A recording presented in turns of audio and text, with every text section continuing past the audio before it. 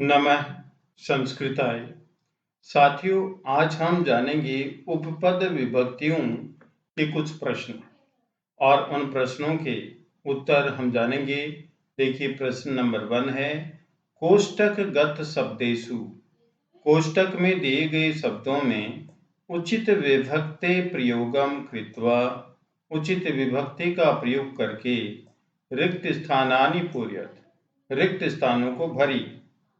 यहाँ पर प्रश्न नंबर 1 है कि नास्ति नहीं है समय समान शत्रु, नहीं है समान शत्रु, ब्रैकेट में दिया हुआ है क्रोध। तो यहाँ पर जो शब्द दिया हुआ है क्रोधात, तो यहाँ पर क्रोधात नहीं होगा साथियों, यहाँ पर आंसर होगा क्रोधेन। तो नास्ति क्रोधेन समय शत्रु, नास्ति क्रोधेन समय शत्रु, तो आंसर होगा यहाँ पर क्रोधेन। न तो क्रोध होगा न क्रोधात होगा, आंसर क्या होगा? नास्ति क्रोधेन समय शत्रु, क्रोध के समान शत्रु नहीं है। क्रोध की तृतीया विभक्ति एकवचन आ जाएगी यहाँ पर क्रोधेन। ठीक है।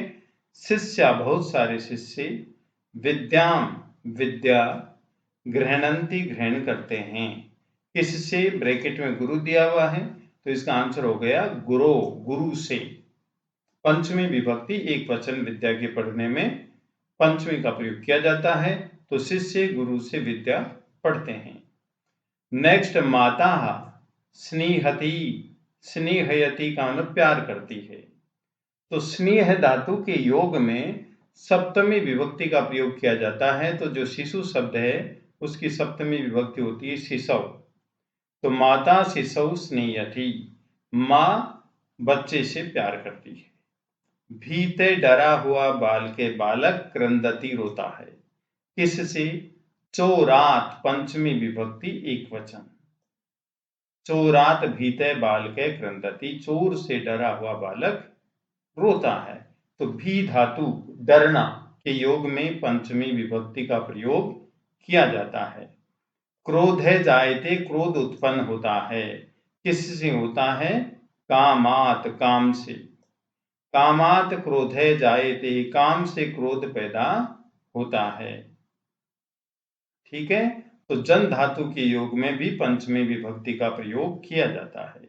अलम के योग में तृतीय का प्रयोग किया जाता है। अलम का मतलब होता है मत, तो विवाद दिया हुआ है, तो यहाँ पर तृतीय एक वचन का प्रयोग होगा विवादेन। अलम विवादेन, विवाद मत करो। परिते, चारों तरफ जलम, जल अस्ति है, चारों तरफ जल है, तो परितय के साथ द्वितीय विभक्ति का प्रयोग किया जाता है। ब्रैकेट में नदी दिया हुआ है, तो हम क्या करेंगे? नदीम। तो नदीम परितय है जलम अस्ति, नदी के चारों तरफ जल होता है। रामायणम रोचते, रामायण अच्छी लगती है। जिनको अच्छी लगती है उसमें चतुर्थी विभक्ति का प्रयोग किया जाता है।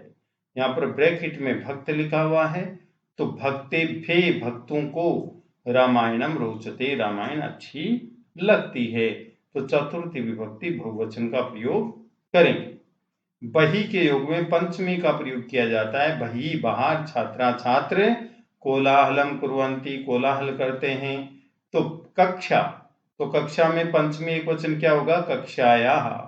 तो कक्षाया बही छात्रा कोलाहलम कुर्वन्ति, कक्षा से बाहर छात्र कोलाहल करते हैं। जनके का मतलब पिता, क्रुध्यति, क्रोध करता है। ब्रैकेट में लिखा हुआ है पुत्र, तो चतुर्थी एक वचन होगा पुत्राय। जनके पुत्राय क्रुध्यति, पिता पुत्र पर क्रोध करता है। धन्यवाद।